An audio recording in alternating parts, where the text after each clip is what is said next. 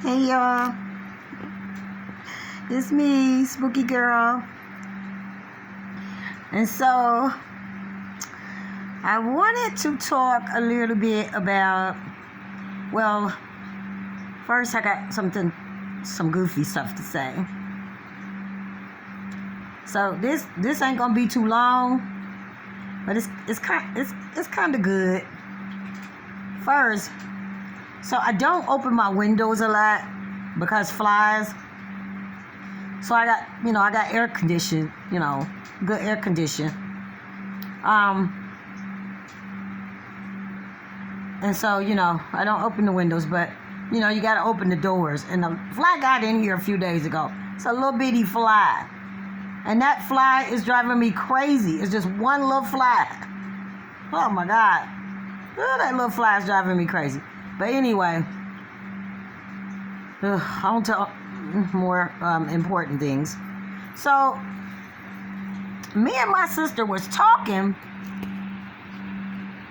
and we were talking. Y'all see my treadmill? We were talking a day or so ago, and I don't know, some of y'all who watched some of my other videos might have seen where I had talked about, my childhood and how my mom and dad kind of left us. Well, not no kinda. They left us. We were little and they left us. And I talk about that on, I think one of my introduction videos. Let's say introduction 1 and 2. I think I talk about it on that.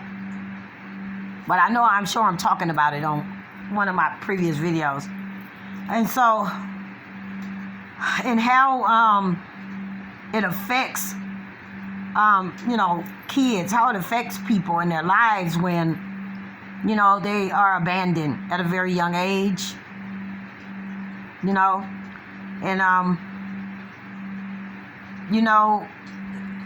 you just, it affects everybody differently, I guess. Everybody ain't the same, but me and my siblings were affected very bad by it. So we were angry kids, and then, some of our early adult years were not too nice. But going forward, me and my sister was talking about, all the kids are grown. Her kids are grown. My kids are grown. And I told her, we were discussing stuff. I'm just gonna say stuff in case they ever see this video. But y'all don't know if my kids go watch my videos or not. If y'all watching, I love y'all. Blah, blah, blah, blah, blah. But so we were just talking about stuff in quotation, stuff. And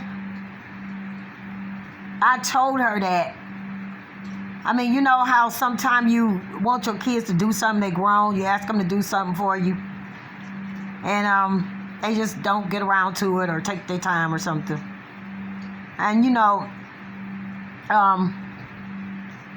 don't, bother them, like we are the type, we are very independent, because of our struggle coming up. And, so we was just used to getting it on our own. And so we don't really like asking. There's nothing wrong with it, but we're not favored to it. And,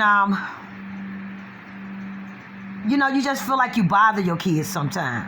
Even though you don't bother them really. You know what I'm saying? It's like you really don't, because you understand they need and they want to live their life. You know what I'm saying? And so you want them to be able to enjoy their life and stuff. So you don't bother them. If once a month or, once every 2 months, you get it. You got parents that get it. Some parents can't help it because they need that, they need their kids' help. And some just do it, to be honorary. You know what I'm saying? So it's different type of people. But some of us understand, you know what I'm saying, that kids is busy. Like kids might, they have jobs, they grown, They have their own families. You know, they just doing their own thing. And so you try not to bother them, you know. And then when you do, you just still don't get the results. So we were talking about that. And I got, you know, kids. She got kids. So we were just having a conversation. And I remember saying to her, I started making a joke that, you know, I'm going to go die up under a tree. So I started telling her the third tree on the left. You know, that's where you'll find me. Third tree on the left. And, you know, we laughed about it a little bit, but I told her it brings tears to my eyes when I think about how, you know, we were abandoned as kids. And, you know, it seemed like we being abandoned as adults, too. You know, and I had a little cry over that, you know. And, so a few things I want to touch on. I used to think when I was younger, people was in nursing homes and stuff. I thought, you know, it was because family didn't love them, and, you know, or they didn't have family, you know, and that's just where they were. And people put their family in the nursing home. But then as I got older, I started realizing some people go in those nursing homes. You know what I'm saying? Like, they actually go and sign themselves in. You know, those type of, you know, assisted living places and, you know, nursing, you know, older living type places. Some people do that. And some people do it because they don't have family, and some people do it because they have family that, you know, can't help them. It's not always an evil, bad thing, you know what I'm saying? But it is what it is. And I used to always think that people just, you know, everybody just threw they, you know, mothers and fathers and grandmothers and stuff. Everybody just threw them in a nursing home. That's what I always thought. But then I realized, you know, people go there, and they, you know, when you get older, you figure you feel like you bothering people, and you know, you try to just stay out the way, you know, because if you don't ask people to do stuff for you, you really don't, you know, you don't call them or bother them. But then you do because, you know, you something, you know, you need them for. And you can't just do on your own. You need them. And you might not be on call them and ask them nothing in 2-3 months. And then when you do and they still don't do it, you know, you start feeling some kind of way. I'm not saying that like the grown child is being nasty towards you or nothing. But I'm just, you know, it could be, could not be. I don't know. But it make you feel like you bothering somebody. Because you feel like if I ain't called you in 2 or 3 months and asked you to do nothing for me, and now I call you, ask you to do something, and you start feeling like you bothering somebody. So then you just leave them alone altogether. So that started making me realize that some people check themselves, you know, in those facilities. Because they don't want to feel like they bothering somebody, if y'all understand what I'm meaning. When you get older, you know, and you know, some kids will say that to them, you know, they're adult kids, and some won't but be feeling it, and then some don't feel that way. So I'm trying to cover all grounds with this, you know, but that's just how adult kids, if any of y'all listening, y'all make y'all parents, grandparents, you know, older relatives feel sometime. You get what I'm saying? And it's a message for you. If you got older relatives or whatever, say you got an auntie, she never had kids. Maybe your mom passed on already, or, you know, or your mom is healthy or whatever. But you got that auntie or uncle, you know, they never had kids themselves. And, you know, so, you know, they need some help. You know, you go over and maybe cut the grass for them, pull the garbage cans in and out, you know, take them shopping, take them to pick up their medicine, you know, maybe weekend stuff, you know, that kind of stuff. You get what I'm saying? If, you got somebody that's, older in your family and their health ain't that good and they call you to do stuff and you just don't do it, or you just, that's just how y'all make them feel. Even if you're not trying to make the person feel that way, they feeling like they bothering y'all, especially if they don't really ask you to do nothing. Then what else a person gonna think? So it was just, it was kind of a sad conversation between me and my sister on the phone, because we don't really know what, the personal relationships with each other and our kids. And, you just learn stuff. You learn stuff that you didn't know. And,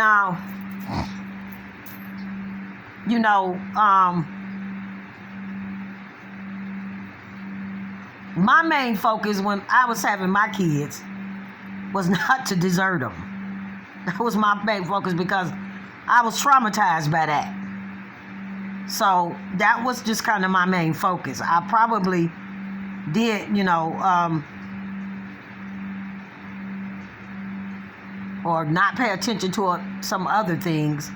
But main focus just had my, my main focus, what had my attention was not leaving them and not deserting them and keeping the roof over their head, To me, other stuff was smaller, And I can't speak for everybody else, Everybody feel different.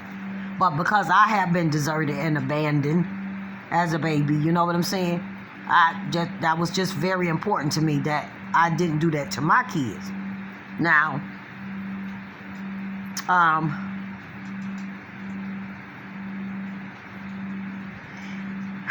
my oldest son, well, this conversation ain't really about that, but I had my oldest son at 15. I was really young. And when he was 5, I let him go and live, stay a little while. Well, I was 15, pregnant, homeless, staying from here and there. So when I had him, I had him. And then when he turned 4 or 5, he went and stayed with his dad and his dad's mother. And this ain't that story, and this is not for that. But I just wanted to put that in, that, me being 15, 16, you know what I'm saying, 16, didn't know a lot. And when I went back for my baby, they wouldn't give him back to me. So his dad raised him pretty much. I got him a lot, and had him and stuff over with me, but his dad raised him, and it's some iffy conversations about that. But he got a lot of whoopings and things. When he got grown or big enough, he came to me. When he got of age and was able to. And so, that son is my oldest son. He feels like I didn't want him. I had other kids after him. Not right after him, the other child after him would be like a 5, maybe 6 year difference. But, he felt that way, And I always try to explain to my son, what happened. I kept trying to take his dad to court. And, they would make me and I would go down there and file the papers and everything and do the filing, they, do the paperwork and everything. And then I would never get the court date. It just kept never coming up. And I had to keep going refiling. Like, I didn't know what I was doing. But I wanted my baby. That was the only baby I had. And I wanted my baby. But he felt like, he wasn't wanted. And I hate that, I hate that, because that's not what it was. You know what I'm saying? Like, I have all my kids, I, raised all my kids. And I was just 15 when I had him. You know what I'm saying? So he was 5 years old, when he went with his dad and his grandma on his dad's side. And when they told me I need to go get my GED and this and that and all that stuff. I wasn't even old enough to get my own place at that age. And I did all that, I went and got my GED and everything. And I got proof of that. My GED is got 86 on it. My son was born in 82, 3, 4, 5, and 6. 2, 3, 4, 5, and 6. So he was 4 or 5 when he went over there. And the reason why he went was because, they were threatening to take him away from me. I was homeless. I was staying for relative. And I needed to get my GED. And so I went to the Job Corps to do that. And you got to live there. Baby can't come with you. So, I was getting my GED, and then I went back to get my son. They wouldn't give him back, fast forward. And I did get that GED. My GED today, I have in the frame, and it's got the year on it. So anyway, I didn't know what to do. I really didn't have family that could help me, you know what I'm saying? Like, we were all a mess, my family. And, his father's family took advantage of that. So I ain't going to go into that too much.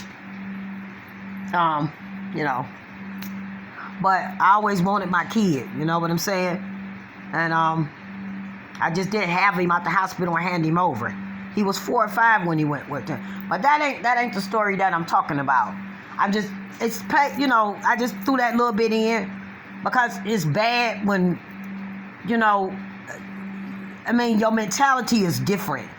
And it's a little bit fractured when you feel deserted as a child, And it was 6 of us that my mother and dad had left. You get what I'm saying? So, with my son, his mom had a place. I think she had a house. And, they had a place to live. I was managing with my son. But, I was struggling, staying here and there and stuff with him. So, they said you go get your GED. Caseworkers, social workers to help you with this and that. And it's just a long story. But going forward with the story I started with. So me and my sister was talking about that. And I said it's so sad how, you know what I'm saying? The older people just get abandoned. You get what I'm saying? Like, nobody cares about them. That's sad. And that's not all older people and everybody.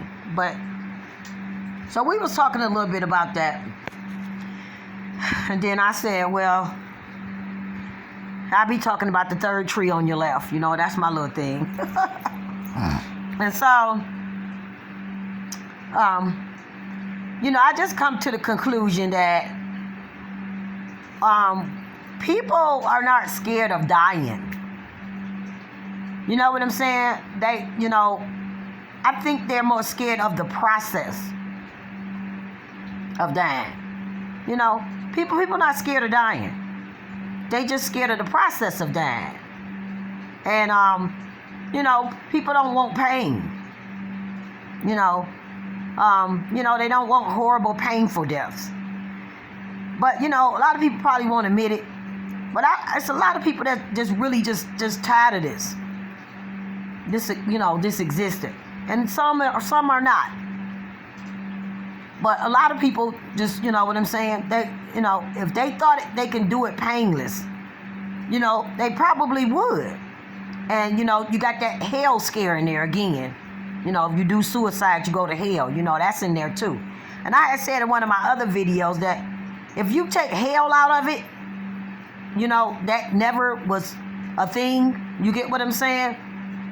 And people can find a painless death that they were sure wasn't going to be no pain because a ghost came back and told them, yeah, I did it. There was no pain. People would be lining up, because life, even if you got things that if you got, say everything you want to desire, even things you don't want to desire, life is a struggle, and it's supposed to be that way. But a lot of people it's not so much as all of them is tired. Some people is just tired. But, people just done had it. And like I said, if you take hell out of it, people scared, committing suicide, and going to hell, and then, it's gonna be painful.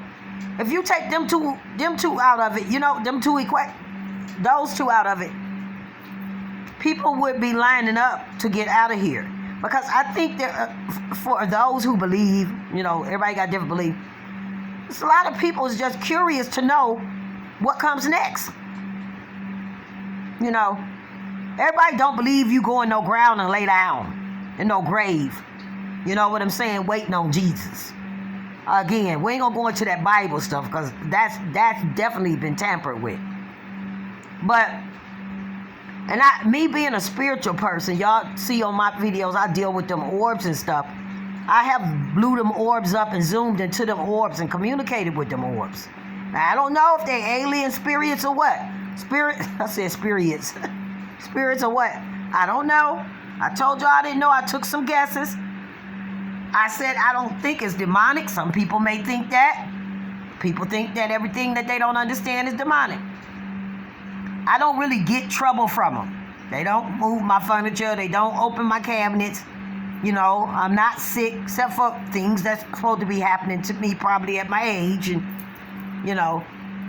But other than that, I just see them. And when I zoom in on those orbs, those little things that look like dust, I see images in some of them. Some of them is just orbs, and they move with intelligence. And that's how you know it's not dust, the way it moves.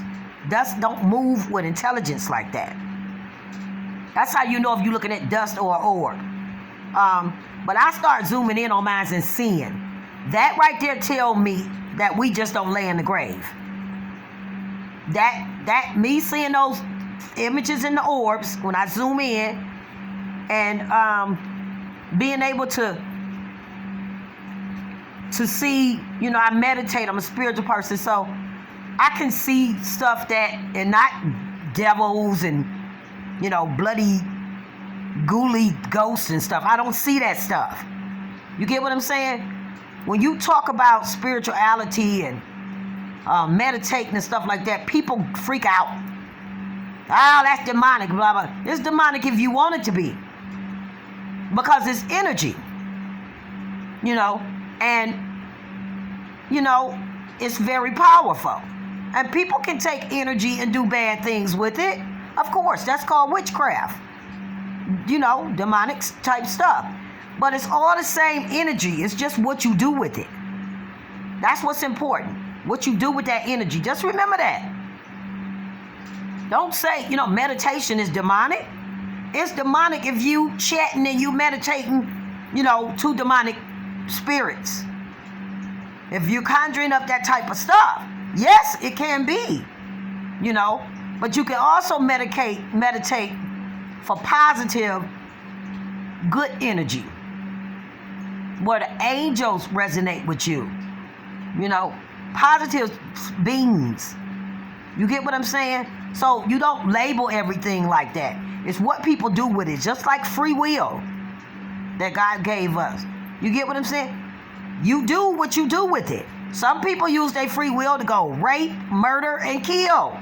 Cheat on their wives, cheat on their husband. Some people use their free will to pray to God every day. Help their neighbors, feed stray animals, and just try to live right. Now remember, we are in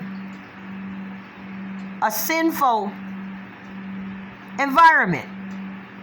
And this is to teach us. So the temptation needs to be there. So that you can take your free will and say no to things. So that temptation has got to be there. You got to have something to say no to. And, is there a paradise and is there something beautiful coming? Probably. But I don't think it's here. And I don't think it's going to be here. And I've said that in one of my other videos too. So a lot of religions think things different. This is a learning atmosphere. Weak soul spirits come here to learn. And then when you lose your physical body, when you die, you go on to whatever the plan is for you. And that's just what I think. And I've seen things enough to show me that. And I'm not on drugs or, none of that. I've seen things to let me know that it's something else. And you can look at some of my videos and see that too. Like it's something else. And just that little bit, like the orbs, even if it's alien, you know what I'm saying? It lets me know it's something else going on that we don't see every day. Or, you get what I'm saying? So, if you just watch one of my orb videos, I'm not demon, I'm not a demon, I don't sit and chant and do none of that. I'm a normal person. I love God. I'm not religious, I'm spiritual. I pray every night. I pray every day. I exercise, I go to work, probably eat the same foods as you guys. So, I meditate with positive energy, love, compassion. My energy and things don't have nothing to do with nothing demonic. And, that's the type of energy I give off. You get what I'm saying? Like, I'm a very loving, caring person. You know what I'm saying? I feed birds. I have, if I cook cornbread and don't get ate up quick enough, I'll save that cornbread and take it to the job where some birds hang around in the bag. I would stick that cornbread in a bag in the refrigerator and go to work and take that. I used to sneak and get I remember my supervisor didn't like me feeding the squirrels in the front of the job because, they'd just be hanging out. And I would sneak and buy them squirrels nuts. I would buy them from the store, not the good kind, but I would buy some of them cheap nuts and, take them over by a tree away from the front door and pour those nuts. And the squirrels would go and get those nuts. And I would have to sneak and do it when my supervisor was on her lunch break or something. She would leave and go eat, away from the job with a couple of more supervisors. And that's when I would sneak out there and do it. So that's the type of person I am. For Christmas, I like these little wines, and they come in a lot of different flavors and stuff at the grocery store. They're like dinner wines, and they had them on sale around Christmas time, three for $10 or 3 for $12 or something. And I think I bought maybe 12 of them. About $30, $35 worth. And I went to the dollar store and got, a pack of bowls from the dollar store. That you just tear the sticky part off and stick it on whatever you want to. Some sticky bowls. And I took one of them bottles and knocked on my neighbor's doors, my immediate neighbors across from me and everything, and took them all a bottle of wine.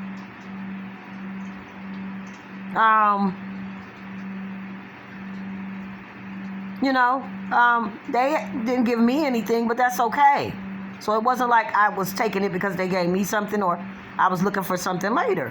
I like them neighbors. They look out for me. They, if they don't see me come out my house in a couple of days, they be worried, knocking on the door, because, I got a little high blood pressure going on. And sometimes, I might just be in here just chilling for a few days and they don't see me stick my head out, check the mail or nothing. And they be concerned. So that's the type of person, that's the type of stuff I do.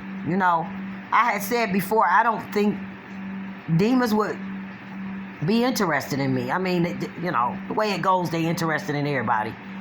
But as long as I've been seeing these orbs, what I'm saying, I don't know why demons would be interested in following me around. I don't live that type of life. I really don't. And so, that's that. I had a sister that was sick for a long time. She passed away. And she, she shedded her physical body, because that's just my beliefs. And I don't ask nobody to, you know. And so my brother passed too. I only had one brother, a lot of sisters, and a sister passed. Well, they just don't have a physical body no more. And they went to another dimension, you know, whatever the plan was for them. You know, between them and God, or however it goes. I don't know that. But they just are, you know, they just don't have a physical body because they, you know, well, I don't know about the other stuff. But, you know, their physical body died. Let me just say that. So they shed it. And I used to think that she, you know, because she went in a nursing home, and she had was told my aunt, my sister had told my aunt that she had fell and hurt her leg. I may not have this all the way correct, because it's been a little while, and that, you know, they were showing her, you know, she had to do rehab and how to walk again and everything. And I think she passed the next day. And I think I talked about this a little bit, but I think, you know, my sister knew. She had been sick for a very long time.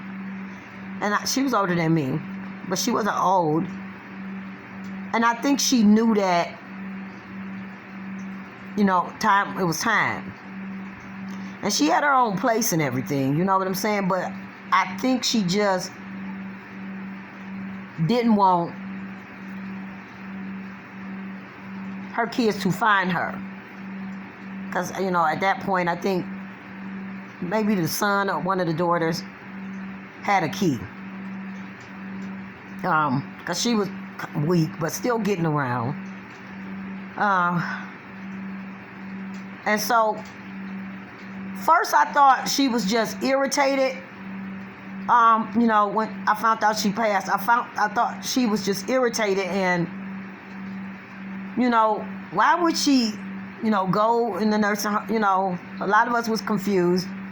And my aunt kept trying to go see her, and she was determined. Like my aunt said, she was like, no, don't come here to see me. I'll call you to come see me, or, you know, when my leg is better, and then you could take me home. And she was quite close with my aunt. My aunt is my mom's baby sister, so she's pretty close with us. Yeah, her nieces and stuff. And so she do a lot with us, you know. And so you know, my aunt was kind of upset because she was like, you know, I tried to go see her and stuff. She wouldn't let me. So I thought about it.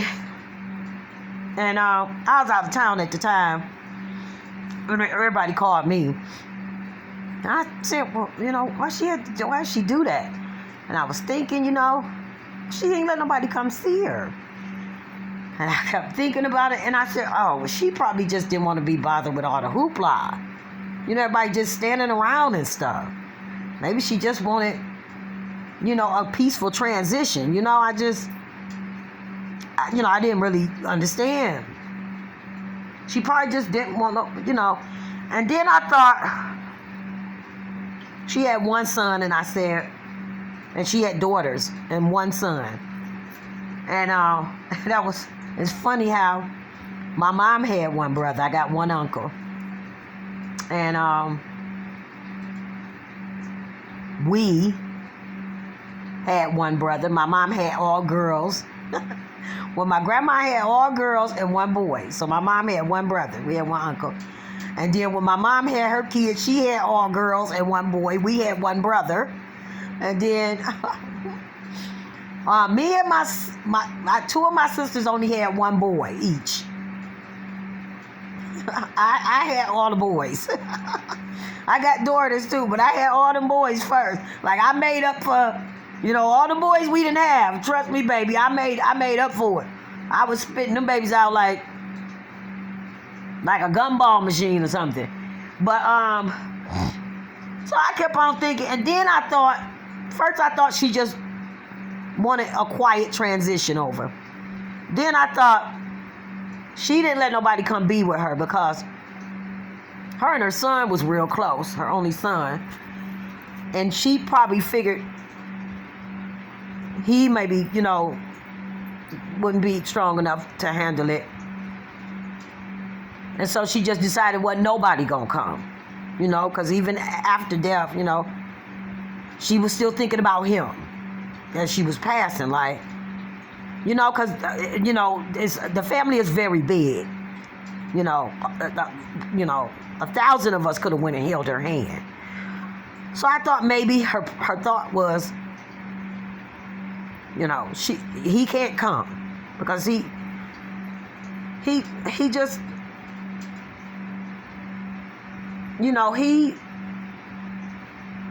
he was never accepting of her being ill and all that. I think the daughters understood it, but the son just was, if y'all get what I mean. And so I think she thought, I don't know this for sure, that it would be hard on him. And so, she just didn't let nobody come. So I thought that too. Then, I said she probably just wanted a quiet transition. Just didn't want people standing around. I don't know. You know what I'm saying? Like everything was going through my head. And then it took me like maybe a year or so.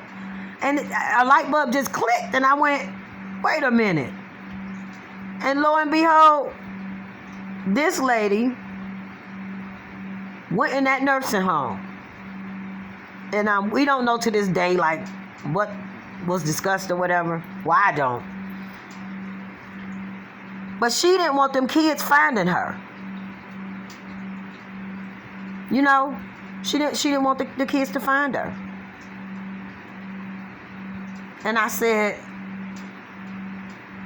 so she wasn't by herself, but she wasn't with family. So basically, I'm sure like a nurse or somebody was with her or they was watching her around the clock. But I said she literally, I think that was so powerful of her. She didn't want to do that in front of her kids. That's what I think. I think she thought it was going to be easier for them if, it's done and now it's over. And, all the paperwork was ready and, all that stuff. She just didn't want to do that with them there. But, it took me a year or so to actually realize that, like, she wasn't, some people want you there. She didn't want them there. She just didn't. And I think about that sometimes, like, she went and died by herself because she didn't want her kids there to see that. I mean, she had nurses or somebody with her, but she didn't have none of us. She didn't want none of us, and she told us she was okay. Her leg was just hurt. So I really think she just didn't want her. She was thinking about her kids up until the end. She didn't want them to see that, and she didn't want them to find her, like in her apartment like that. And that's why she went and did it like that. So everything is after. Your mom passed last night or whatnot, and now it's just about making arrangements. And it took me a year or so to figure that out. So I ain't even mean to start crying on y'all, but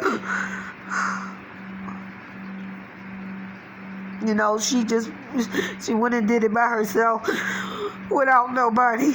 And I just think that's so powerful but sad.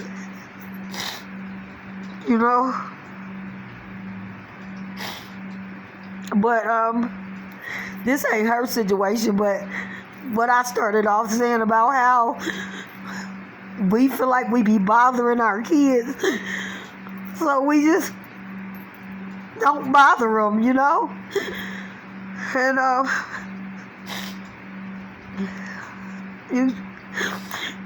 you change their diaper, you feed them, you make sure they stay warm, and it's what you're supposed to do because they didn't have to be here, so they don't really owe you nothing.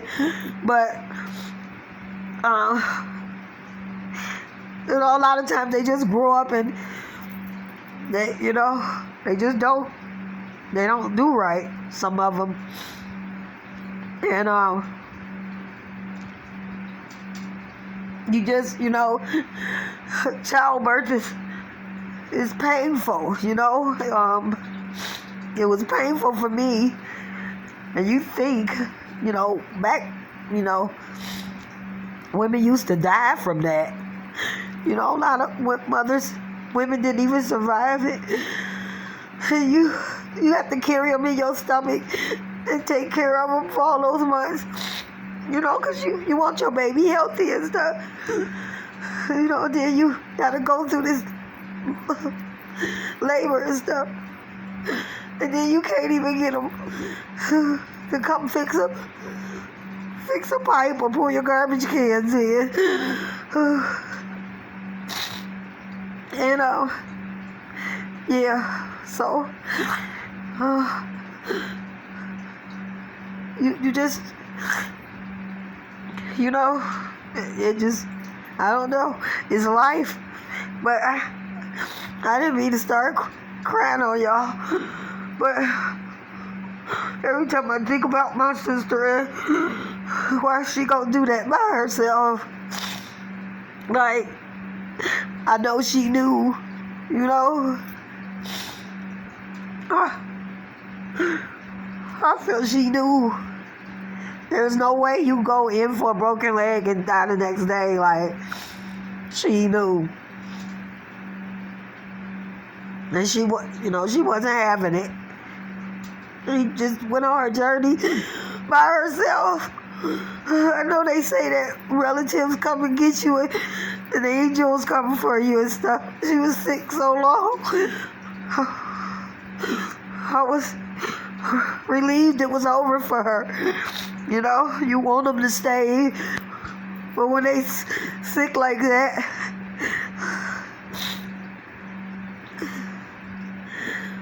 but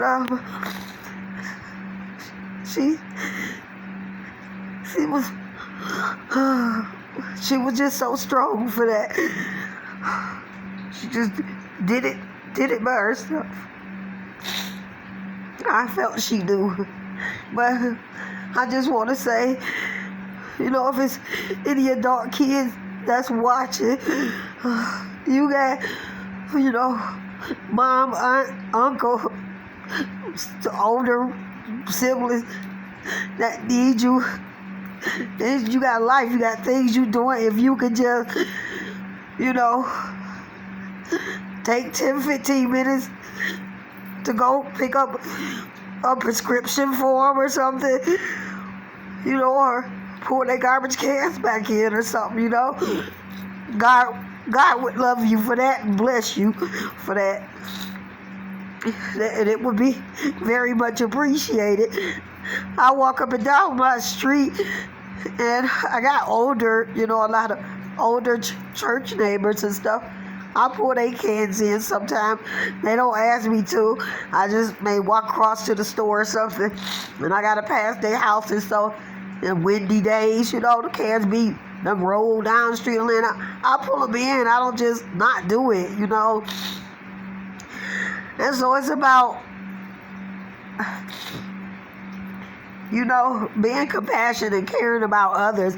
Like, God loves you so much. He appreciates you so much when he see that you help people that can't help themselves and that need their help.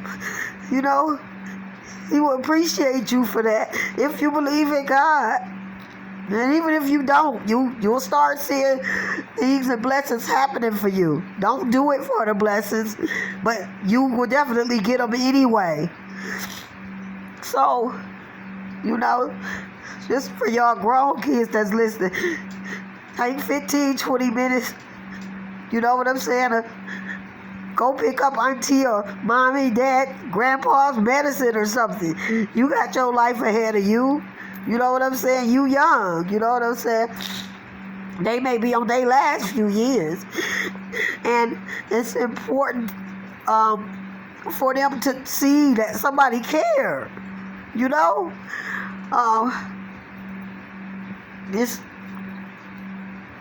We all got to grow old. And, a lot of us have different ailments or more ailments than others. But it's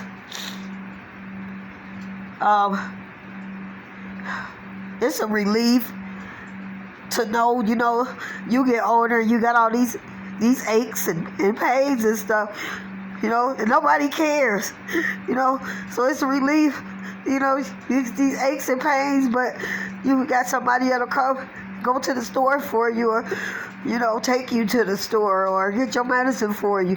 It just kind of make it a little easier, so I used to feel sad for people in the nursing home. So a lot of them is in there for different reasons, but I came to understand that some just go because nobody cares. And that's not everybody's situation. Some just didn't have family, but that's what I wanted to say. And we was just talking about death, and I don't think people are afraid of death itself. You know what I'm saying? The world just done got so weird with everything. People just done had it. You know what I'm saying? And you have to be committed to your journey. Because people just tired. They tired. And that be rich people too. We just don't see their problems, A lot of them don't advertise their stuff, but trust me, they suffer. They get the same diseases, and they got their struggles is different. They don't have the money struggle that we have, but they have struggles. Trust me, because if you down here on this planet, that's what it's about. Struggling, overcoming it. Learning, you know what I'm saying? Elevate yourself, you know what I'm saying? To a higher level. Your energy, vibrational. So that's just something to think about, did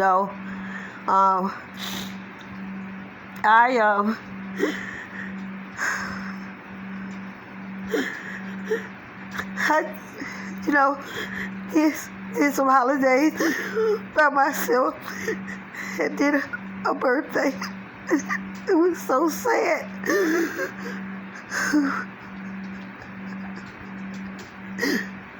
And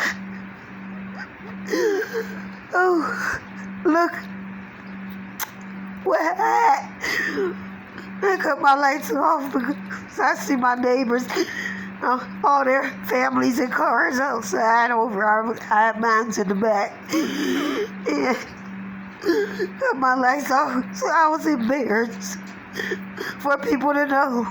And I was in here on Christmas and Thanksgiving by myself. Or my birthday. I didn't want nobody to know that. So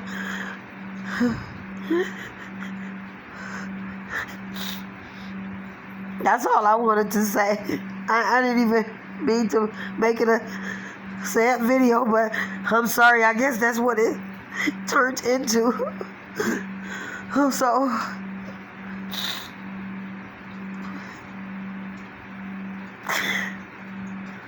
yeah, everybody just Continue your journey with love and compassion and positive energy. If you got sick friends or loved ones, try to help them out. You know, you can still live your life, but it'll be appreciated. And that's all I wanted to say, y'all. This spooky girl, and until next time, I thank you guys for watching.